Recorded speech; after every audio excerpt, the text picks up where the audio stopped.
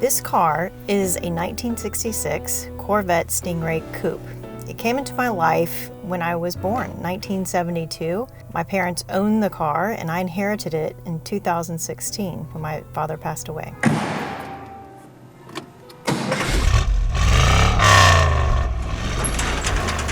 My father was a medical student. My mother was in pharmacy school. They could not afford a Corvette Stingray, and so one weekend when my mother went out of town, he got his mother to co-sign for him, and it almost caused a divorce.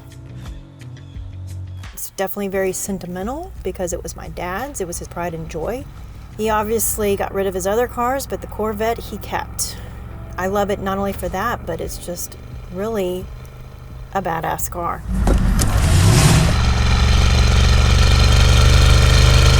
My earliest memory of this car would probably be taking trips in Tennessee. We lived in Memphis and we would often go and visit our grandparents in other areas of Tennessee. And I remember sitting in the back, which is the storage area, and looking out that big bubble window at the sky. Those were some good memories.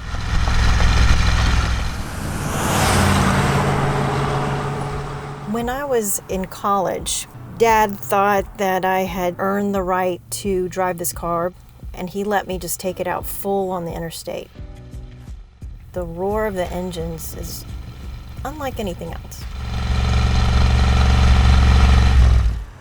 When he was sick, starting about 2014, Dad had a long conversation with me about the Corvette to see if I was interested in taking it over when he passed away, because he said he needed someone that would appreciate it and take care of it like he did.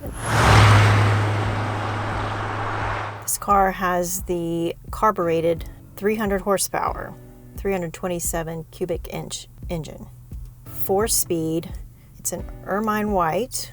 The paint's original. There's patina on the car. At one time, it was younger, and I now respect the fact that it's older. Before my dad passed away, he told me that I needed to have it repainted. After discussing it with some of my car friends, they recommended against it. I think that was the right decision not to paint the car. I don't have fear to drive it. Driving for me is not a chore. This car is physical. It's got no power steering. Your arms get a workout by the end. But feeling the road, feeling the car, sometimes you don't even know where you're going. You just go.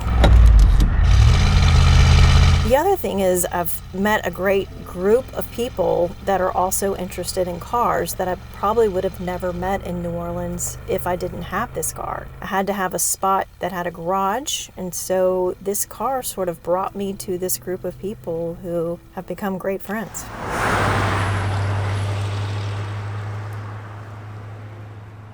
My dad was very detailed and organized, and he wanted to make sure that he kept all the records to the car. So if you open up the glove box, it's got all of the records from when it was worked on, even when the engine was rebuilt.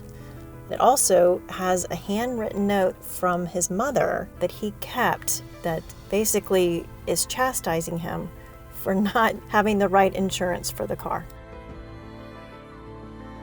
The Corvette mentally takes me to almost peace and freedom. The air's blowing on me through the vented window, the windows are down. I don't even turn on the radio, and so it's really almost meditation, that you're just so focused on driving that everything else is just not important.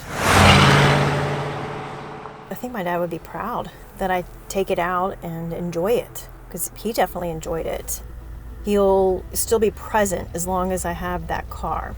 Keeping it in a garage day in, day out and not enjoying this car would, I think, be disappointing for him. So I think he's proud that it's out doing its thing, still living. My name is Leslie Sisco, and this is why I drive.